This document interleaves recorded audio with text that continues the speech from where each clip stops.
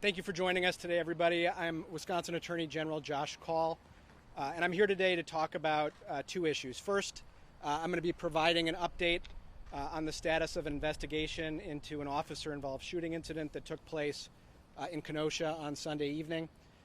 And then secondly, I'm also going to comment on some recent events that have taken place in Kenosha. So first, we're going to be providing some updated information about some of the basic facts that have been learned so far in the investigation. We are able to do that at this point because this is an ongoing investigation, and some of the interviews of material witnesses have now been conducted. So we now feel comfortable, consistent with the investigation, to release this information. We've sent out a press release that contains the details. But the basic facts that we can report at this time are these: that on the evening of Sunday, August 23rd, 2020, Kenosha Police Department officers were dispatched to a residence in the 2800 block of 40th Street after a female caller reported that her boyfriend was present and was not supposed to be on the premises. During the incident, officers attempted to arrest Jacob S. Blake, age 29. Law enforcement deployed a taser to attempt to stop Mr. Blake, but the taser was not successful in stopping him. Mr. Blake walked around his vehicle, opened the driver's side door, and leaned forward. While holding on to Mr. Blake's shirt, Officer Rustin Shesky fired his service weapon 7 times. Officer Shesky fired the weapon into Mr. Blake's back. No other officer fired their weapon. The Kenosha Police Department does not have body cameras, and therefore the officers were not wearing body cameras. The shooting officer, Kenosha Police Officer Rustin Shesky, has been a law enforcement officer with the Kenosha Police Department for 7 years. During the investigation following the initial incident, Mr. Blake admitted that he had a knife in his possession, and DCI agents, that's the Division of Criminal Investigation, recovered a knife from the driver's side floorboard of Mr. Blake's vehicle. A search of the vehicle located no additional weapons. Law enforcement immediately provided medical aid to Mr. Blake, and Flight for Life transported him to Frederick Hospital in Milwaukee. Mr. Blake remains at the hospital. The Division of Criminal Investigation at the Wisconsin Department of Justice is leading this investigation, and it's being assisted by the Federal Bureau of Investigation, the Wisconsin State Patrol, and the Kenosha County Sheriff's Office. All involved law enforcement officers are fully cooperating with DCI during the investigation, and the involved officers have been placed on administrative leave.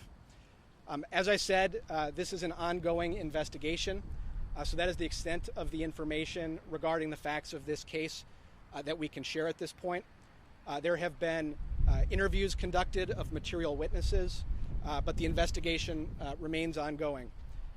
Under Wisconsin law, in cases in which a person dies in a case in which an officer fired their weapon, the law requires that an independent investigative agency be brought in to conduct the investigation.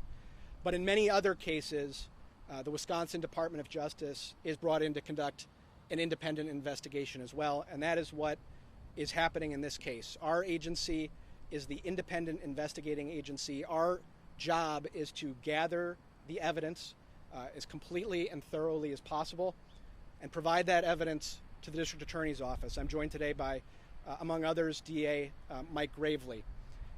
Their office then makes the determination about whether charges are filed. So that's the information I can provide right now about this case. I also want to comment on the events yesterday evening in Kenosha. What happened yesterday night in Kenosha was despicable. 2 people were shot and killed, and a third person was shot and seriously injured.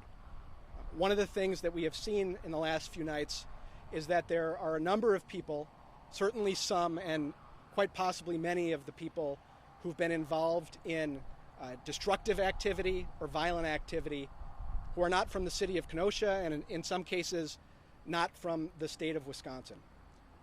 This community has been through some extremely traumatic events in the last few days. The people of this community deserve to have the opportunity to grieve They deserve to have the opportunity to come together, to protest peacefully, to call for the change that they would like to see, and ultimately to work to heal this community. People who are coming to the community to commit arson or violence, first of all, if they think they are serving some agenda, they are wrong. All they are doing is creating chaos. The people who have been impacted, in particular the people of Kenosha, are the ones who should be leading the way as people protest peacefully. It is vital that we work to unify people. There has been a lot of division recently. It's easy for politicians to stoke division. But what we need to do is to come together as we work to strengthen our criminal justice system, as we work to call for justice in the system, and as we work to heal our communities.